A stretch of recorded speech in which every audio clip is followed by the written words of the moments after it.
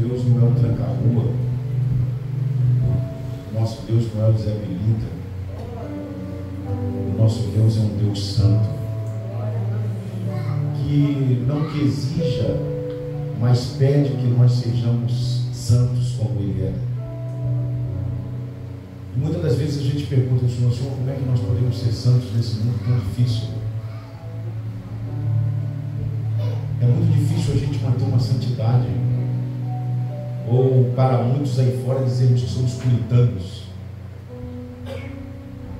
Mas eu vou dizer uma coisa para você, que eu achei não, eu conheço Romanos capítulo 5, o versículo de número 20, a parte B desse versículo, Fátima 2, fala algo muito importante, a parte B. Eu vou ler todo ele vai dizer, veio porém a lei para que a ofensa abundasse. É porque ele estava dizendo que como é que pode ter pecado se não tem lei? Não tem lei, não tem pecado. Só tem pecado se tiver lei, não é verdade? O que acontece com o pecado? O que acontece com as pessoas que andam à margem da lei? Pode sentar. O que andam? Como é que essas pessoas se procedem? Bom, eu posso fazer qualquer coisa, não tem lei que determine aquilo que eu devo não fazer, então não tem pecado. Mas se existe uma lei e eu a rompo, aí eu estou errando. Então o Romanos está dizendo aqui, o capítulo 5 diz, frutos da justificação pela fé, no capítulo 5, lá no versículo 12, ele vai dizer que o pecado é a graça. E ele vai dizer, veio porém a lei para que a ofensa abundasse. Então quer dizer, toda a lei que veio sobre nós, e que existe lei, não pode adulterar, não pode a mulher do seu próximo, não pode matar, tudo isso é lei.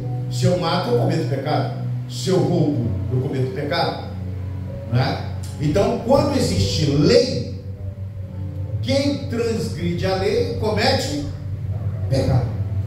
Então ele diz, veio porém a lei para que a ofensa abundasse. Então agora, existindo lei, muitas pessoas cometem falhas, porque muitas das vezes nós não conseguimos cumprir toda a lei. Mas ele vai dizer assim, mas onde o pecado abundou, por que o pecado abundou? Porque existiu lei. Então o pecado abundou, cresceu o pecado, porque antigamente não tinha lei, André. Quando surgiu a lei, começou a ter pecado. Ele vai dizer, mas onde o pecado abundou, quer dizer, onde o pecado cresceu, aí vem o que é importante para nós: superabundou a graça de Deus.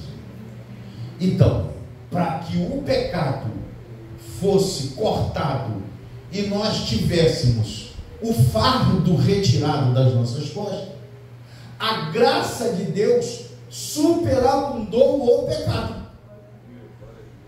Então, o que aconteceu? Eu pequei porque tem lei.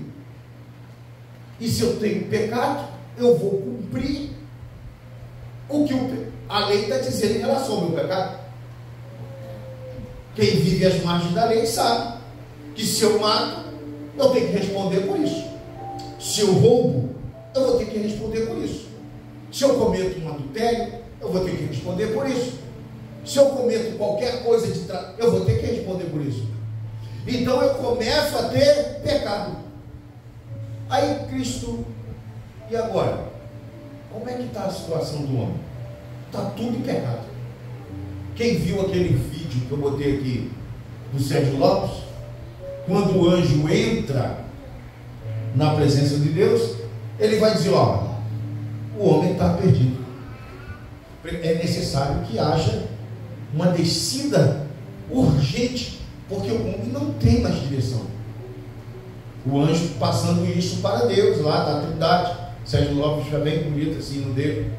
E aí é quando há uma decisão, é claro que esse plano da salvação já existia, mas há uma decisão de Jesus agora tomar uma figura do nosso pecado.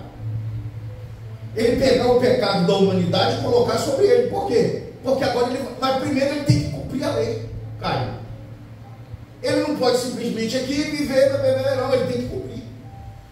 E ele foi cumprindo, ele foi cumprindo, ele foi cumprindo, ele foi cumprindo. Quando chegou na Santa Ceia, ele diz que agora há um novo testamento no meu sangue. Então ele vai dizer o seguinte: agora eu cumpri, agora eu vou trazer para vocês um novo testamento.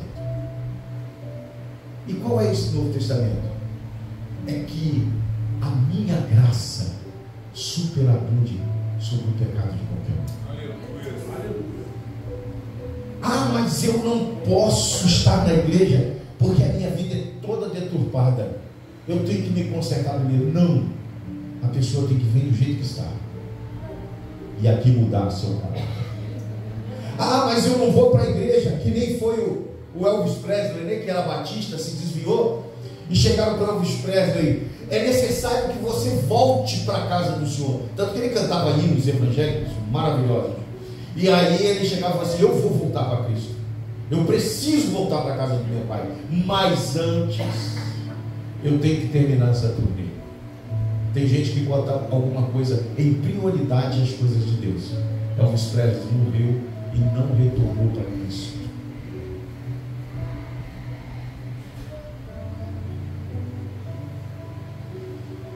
Tem pessoas que substituem isso.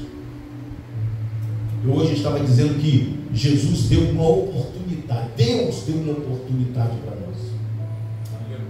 Deus deu uma oportunidade. Olha para o meu filho. Mas que oportunidade foi essa de Deus? A oportunidade do sacrifício do próprio filho. Venha cá, gente. Vocês acham que Deus sofreu com a morte de Jesus? Vamos tentar analisar o sofrimento de Deus em relação a Cristo. Se vocês forem ver, eu não sei, a gente consegue botar aquele vídeo do Sérgio Lopes aí? Consegue, Gui?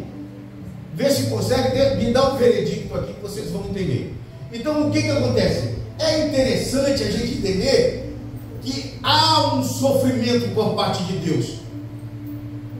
Ele estava perdendo o filho, gente. E o Sérgio foi muito feliz no hino, quando o próprio Deus no hino, ele conjecturando, ele vai dizer: meu filho, vai lá embaixo, cumpra o seu papel, mas volta para cá, volta, porque nunca mais eu vou querer que você dê essa verdade. Então Deus sabia que o filho ia morrer, cara, sabia que ele ia ser crucificado. O filho disse: pai, se possível, passa de mim esse cálice sem que eu beba. O pai naquele momento volta as costas do filho e faz assim, ó. Por que ele fez assim? Ele fez assim porque ele estava olhando para você.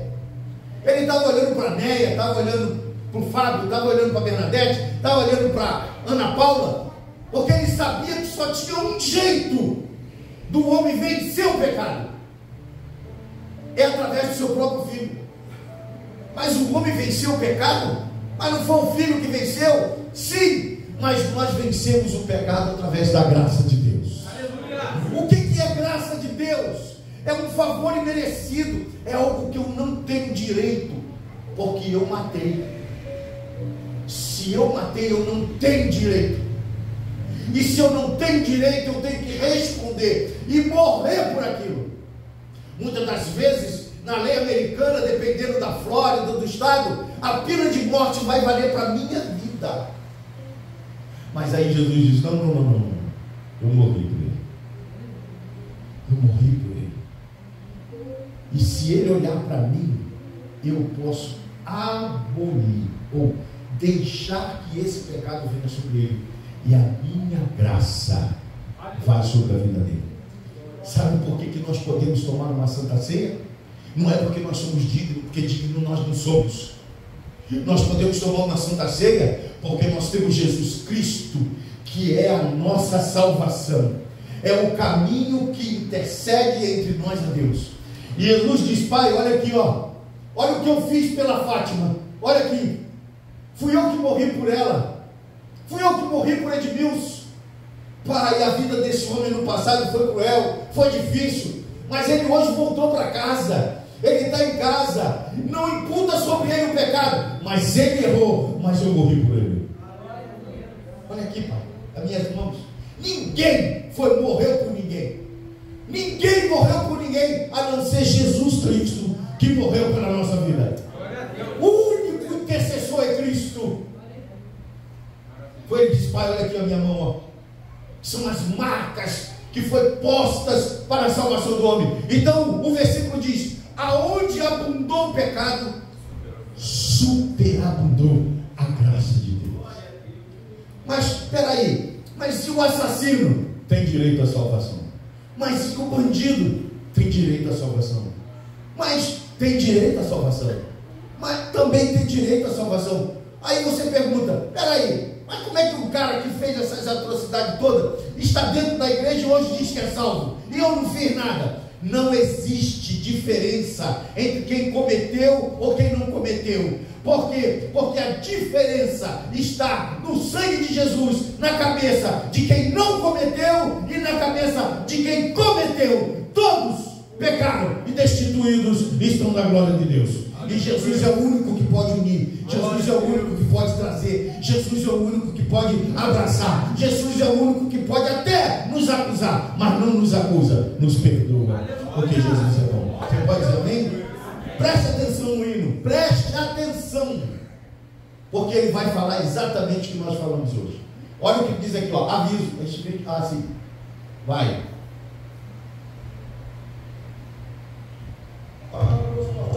Entrada de arcanos do ímio da terra.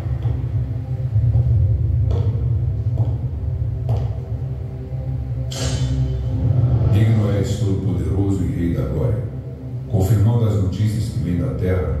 Os humanos recusam vossa misericórdia e vossa lei. Estão ocupados com suas vaidades e ilusões. Criam seus próprios deuses e suas próprias leis. As nossas legiões estão cansadas de lutar pelos homens. É necessário que desças à terra para resolver pessoalmente a redenção dos humanos.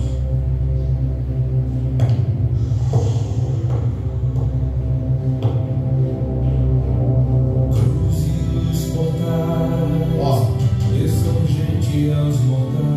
Olha ali. Pois já não sabem mais como viver. Tudo que criei, tudo que eu ofereci, já não querem mais. Desprezaram meu amor em troca de ilusões. A natureza geme até os céus. Rejeitaram nossa luz, escolheram desprezar o caminho de regresso para nós. Meu filho, por amor, cruze os portais. Eu ouço o choro de alguém que dirige a nós uma oração, com o espírito gemendo de aflição. Cruze os portais e, se preciso for, dê a eles uma chance pela cruz. Aleluia. Se entregue por amor e em 3 dias volte e fique junto a mim. Aleluia. Que o tempo passe depressa, meu filho. Não demore na sua missão. Eu estarei assistindo o seu sofrimento, certamente eu vou chorar. Sentirei sua dor, mas quando você cruzar os portais voltando para mim, nunca mais te levantarão de novo numa cruz. Vá, cruze os portais, salve todos os que puderem e volte logo para casa. Aleluia. Meu filho, por amor, É uma mensagem. cruze os portais. Eu ouço o choro de alguém que dirige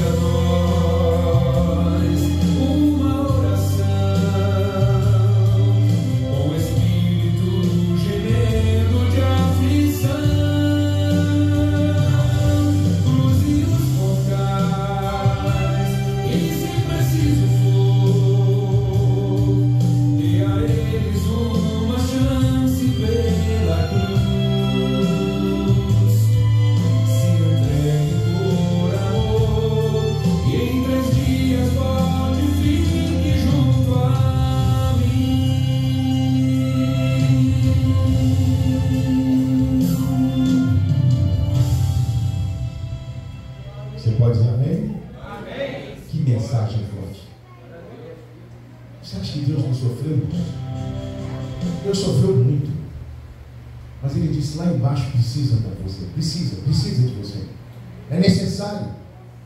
E aí Jesus vem. Cumpre todo o sacrifício, cumpre a lei. Morre por nós. E hoje nós temos o direito de estar nas mansões celestiais através de Cristo Jesus. Entenda isso. É a graça que faz você estar aqui hoje. Você pode dizer amém? Que Deus abençoe vocês. Uma salva de palmas para Jesus. Vamos encerrar o culto. Tem o último ensaio das irmãs hoje, né? O último ensaio.